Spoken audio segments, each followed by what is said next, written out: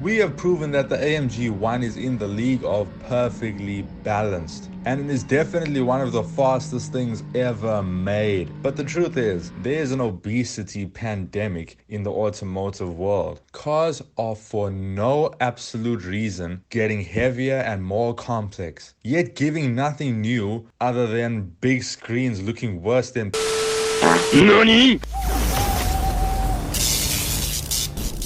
Cars are getting faster, but getting worse at the same time. What do I mean? While trying to be better and faster, brands are straying from the truth about speed and trying to use technology to make up for simply being overweight, instead of using these technologies to rather help their strengths. The AMG 1 is one of few that use these systems to assist what is already great, what is already perfectly balanced, what is already fast. But still, really AMG, at least lose 200 kilograms. The crossover. This is the biggest scam since eggs. It is a heavier, bigger, less fuel efficient bag of rubbish. And it's not even able to use its high ride height to go off-road. It's simply a bigger hatchback. And this virus is leaking into supercars. They're becoming computers. If I want a computer, I'll go buy one at Eve Tech, not at Chevy or Honda. Why are they being sold there? The science of going fast requires a lack of inertia and a big gain of grip. It requires balance, as we have seen over the few past months, as the world of racing and especially Formula One has proven. Most of all, it requires a driver. Cars are not meant to drive themselves unless you're really just bad at driving, but then you should play asphalt. Only a perfect relationship between ride and driver brings perfection. But what can be overlooked, what is overlooked a lot about what it takes to take your automobile to the limit, the hidden secrets I'm going to explain in this video. It is proven that the greatest need of mankind is connection, acceptance, and trust. When there is a connection from the driver to the car, there's a dialogue, communication that builds trust to push harder to the limits. Fernando Alonso has said that he cannot trust his Aston Martin because he doesn't get enough feedback. Lewis Hamilton, simply because his seat was too far forward, couldn't drive properly. Why such a small little thing? I mean, stop complaining, Hamilton and Fernando. No, these are world champions. Don't argue with them. I'm going to explain just how crazy it is and why you, my little guy, are growing up possibly in the worst generation of cars. For perfect connection, you need the perfect perspective. Whether you believe it or not, this is so important, but this is all getting more rare to find. What is the reason? Why do car companies want you to drive a computer? But there is one company, one small, now Goliath's brother, from the house of Sweden, and they have brought reformation to the auto industry. This is Koenigsegg. From small, Koenigsegg has been my favorite car brand. I haven't talked about it much on Pistonfury, but Koenigsegg gave me more than half of my love for race cars. Koenigsegg has a peculiar style they live by. It's a mindset of no limits. Speed is accessible at any number, on the straight and on the corners. Christian von Koenigsegg, with his amazing innovations and his great quality and automotive wisdom, has always demanded the best of both worlds. That's why I love Koenigsegg. Koenigsegg is in their own league of innovation and quality. The innovations that mark them aside, like the direct drive torque converter, variable turbos, E85 and pump gas friendly system. But most of all, the best part, fully carbon fiber chassis, body panels, engine intake plenum, hollow carbon fiber wheels, all in the name of cornering speed and power. Koenigsegg has had the theme of eating their cake, having both sides of the table with no compromise. Greedy innovator, Christian von Koenigsegg. But what matters? The truth is, they never tried to make systems to cover up for an overweight ride. Well, that's because they're never overweight. Fully carbon fiber, baby. They just improved the build of their race car. Their Gira, mid-rear mounted 5.0 liter V8 engine engine with variable sized turbos to kill turbo lag, 950 to 1380 horsepower that you find in the Koenigsegg 1-to-1. Rear wheel drive through a transaxle mounted under the exhaust. Full carbon fiber chassis and body, with the design of every Koenigsegg to have a super low center of gravity and most of all be super light. These things are nearly like go-karts. The standard first gear and the gear R and the S all have reactive rear wings. All just mechanical genius. More than enough power and super fast turning capabilities. But most of all, Koenigsegg's signature number is 1.4 tons. The Koenigsegg 1-to-1 is 1.3 tons. One of their latest cars, 1.2 tons. Crazy. They improved the balance of their car in the Jesco, and it was a great rebalance. Christian von Koenigsegg himself said it feels like a hyper go-kart. It is still mid-rear engine, this time 1600 horsepower, rear wheel drive through a rather sideways mounted smaller light speed transmission transaxle. The light speed transmission is a 9-speed gearbox that changes gears with clutches. Almost like an F1 car, it is extremely fast. The Jesco's light-speed transmission is shorter and a lot lighter than the old gearbox Koenigsegg used in the Ageras. Because it is sideways mounted, not only does it make more space to mount the exhaust lower and thus lower center of gravity, but it makes it more balanced. And with more balance comes faster lap times. It is in the league of top handling monsters. This balance with the stiffest chassis and enough power to kick-start a dying star. And to top it all up, there is U-Pod mode and sequential mode. But guess what it weighs? 1,420 kilograms. Lose 200 kilograms and it's lighter than an NSX. But now they have gone back to the purest way. The manual gearbox. They did not give it e-motors. They unveiled the gorgeous Koenigsegg CC850, tribute to the great CC8S Koenigsegg that made them great. That thing was the McLaren F1 killer, and this car is also a tribute to Christian von Koenigsegg himself, and they gave it a manual gearbox. They tune the engine and turbos, give it a little more low-end grunt, so there's absolutely zero turbo lag. It's slightly less power, but when you're running at 1,000,000 horsepower already, what is there to lose? But they did not put any dumb electric motors on this thing to compensate for gear changes when the clutch is thrown in. It is a pure sports car. They shoved a manual, cross-sequential, cross-automatic, cross-paddle shifting gearbox into this gorgeous monster. You want to know what's the weight of this thing? 1.3 tons. 1-to-1 power to weight ratio once again. It's so easy for them. They already passed the 1-to-1 power to weight ratio with some of their new cars, having way more power than weight. So coming back to this 1-to-1 power to weight ratio, it was almost too easy. In the Jesco, they simply made the Koenigsegg better. Better handling, more efficient and higher power delivery. It doesn't weigh 1.8 tons with a whole lot of electric systems. Because you see, here's the thing. When you have such a heavy car due to a whole lot of electric systems doing clever things, it gets to a point where these systems are compensating for themselves. They are utterly useless. Not meant to be there. It's just making your car heavier, putting pressure on your tires, giving you less of a good driving experience, slower cornering speeds, slower lap times. What's the point? But now Koenigsegg has released the greatest thing I could ever imagine. But I never thought it would happen. It is the Koenigsegg Chimera.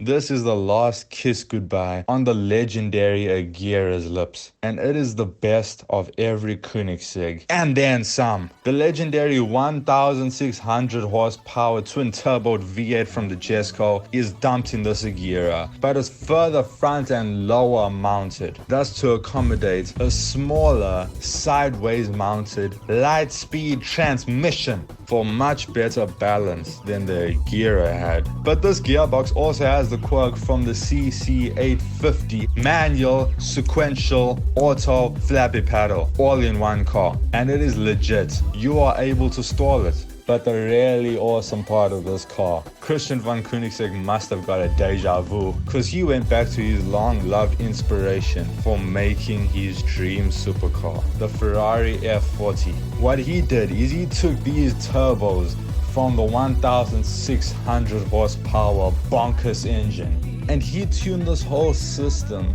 to provide a refined desired level of turbo lag. Yes, he literally wanted turbo lag, just like that old F40. This makes it much more of a bonkers, visceral experience. If it's not already bad enough, now it's even more scary. Imagine driving in the rain with this thing, but at least it's more balanced. It's even better handling than the previous Agera. My word, I would put money on this thing smashing to pieces the lap time of the 1-to-1 set at Spa. Oh wow, I mean obviously Jesse, they couldn't even do proper laps because they were banned for the 1-to-1 being too loud. Yes, that's true. They were showing a flag because the car was too loud. These Koenigseggs are just bonkers. They are mad, they are insane. They literally just stopped at that lap and are like, okay, we are at number 1, let's just leave it. Don't modify the exhaust to make it soft or anything. We'll just go at that time. But coming back to this amazing car, the Chimera Koenigsegg, it has the Jesco's rear subframe with the Regera's rear suspension. This is all an improvement of balance and hence performance. And it still has the Koenigsegg signature weight number of 1.4 tons. I think the only reason it's not 1 ton flat is because they want to keep the drivers alive. This is a masterpiece that I dream of driving. Who knows when the day will come that I'll be able to drive a Koenigsegg, but it is my childhood dream. We have seen that balance is the king. Now when a car is made to give more feedback to the driver and be more balanced, and have enough power to be never power disadvantaged on a track, it is the greatest and most wanted automobile ever. And to top it all up, look at the interior of this car. Look how gorgeous it is. There's not some big iPad sticking out of the center console like a sore thumb. This is Koenigsegg style, simple and beautiful. When I just look at a Koenigsegg, I see tender loving care put into it. They made this car near perfect. Well done, Koenigsegg. But thankfully, Koenigsegg is not alone. Rising up from the grave, out of the ashes rises something that changed supercars forever. The greatest of all time, image of perfection. The McLaren F1, the master who won Le Mans on first attempt in 1995. It rises again 100% under the influence of the great Gordon Murray. This, my friend, is the GMA T50. If you're one of these cursed new age children born into Teslas and don't know what a McLaren F1 is, well then rather watch a few videos of that thing. Check a few YouTube videos of the history of the McLaren F1, how it was built, how it did in racing. Watch a few full races. Watch the 24 hours of Le Mans. I'm serious. Then come back to this after about 4 weeks of discovering what perfection is. You see, this is more than a special car. This is the successor to perfection. The GMA T50, the successor to the F1. It has a 65-degree 4-liter Cosworth GMA V12. It is naturally aspirated with individual throttle bodies. This engine is probably the world's most exquisite. It makes a hyperbike's engine sound lazy. This engine revs past 12,000 RPM and it puts out 710 horsepower with 485 Newton meters of torque. I love the power and torque ratio. It is perfect, but the most mind-boggling thing, it weighs 178 kilograms with the engine starter. This engine is a perfectly balanced V12. That's why it can be so fit and rev to such high numbers, make such efficient power and being naturally aspirated. And when it comes to sound, I never thought I would say this, but I think this sounds as good as a Lexus Alligator. Listen to it. It is crazy amazing. It is a sound that reminds me of one of my favorite sounding engines, the Lola V10. And it makes more blue stuff than Jeremy's Aventador. But most of all, the engine was made for handling. The size, the linear progressive horsepower, the horsepower bias personality. This is all built for one thing, handling. It is rear wheel drive through a shortened, sideways mounted manual transmission. Super tiny small gearbox, just like Koenigsegg's LST. And on this GMA T50, there's a 100% mechanical LSD. There's double wishbone suspension all around with push rod operation, anti-roll bars in the front and none at the rear. I don't know why there's no anti-roll bars in the rear. But what is the biggest thing that identifies this car apart from all others, according to most people, is an old amazing system that Gordon Murray made for his old F1 cars. The fan! And it is fantastic. He put it on the GMA T50. And just like the McLaren F1, it's nearly under a ton. It weighs less than a feather. Why? Because true car, no compromise. It's not a harlot like these new 50-ton four-wheel drive hybrid supercars with zero feedback from the steering wheel. This is a true car. But the GMA T50 and McLaren F1 accomplished something never done before on a road car. Gordon Murray didn't only engineer the perfect steering system for the F1 with no electric assistance to give the best relationship between your hands and the road your precious tires tread. Gordon also made the in all perfect perspective for communication from car to driver and driver to car, all in the name of speed. The driver's seat is in the middle of the car. And it is undeniable. With the driver's seat in the middle, you are able to go faster. You have the perfect perspective. You can't get a better feedback than this. This is 100% balanced. You trust more, you focus more, you're in the best position, so you can push the limits much more stably. I'm gonna say something right now that might sound like a big contradiction. This perfect balance of the perfect driver to car relationship is greater than car's balance. Full potential of your perfectly balanced ride cannot be achieved without a perfect relationship between the car and the driver. Koenigsegg and GMA might just be two of the last real supercars. I'll join them when I can afford it. But what these cars shout out in one statement, in the name of harmony, is driver and car as one. This is what it takes to take an automobile to its limit. The GMA is a symbol of perfection and balance, prioritizing perfect driver to car relation. Whereas Koenigsegg is the car that goes extreme in both worlds. It's like hacking a game and max upgrading everything and then starting the first level. But both have the limitless mindset of being the best and always improving, with the perfect trajectory pointed upward, never reaching the absolute limit, but always climbing higher. Right now, my personal opinion on what I would buy, there's no winner. There are also others in this rhythm of race car purity. There's the Noble and a lot of others, but nothing shines brighter than these two here, the Koenigseggs and the Gordon Murray automobiles. If I had to pick one, I'd probably fall for the GMA because of the seating position and the high revving horsepower bias engine. But I would regret not taking the Koenigsegg. And the T50S, oh my word. No, that just sounds insane. That would make a dinosaur run for its life. And so would the Koenigsegg's engine. These cars mix theater and performance better than any other. I hope you enjoyed watching this video. If by any chance you can get away for me to drive a GMA T50 or a Koenigsegg, please let me know in the comments below, because I'm dying to drive them. Thanks for watching.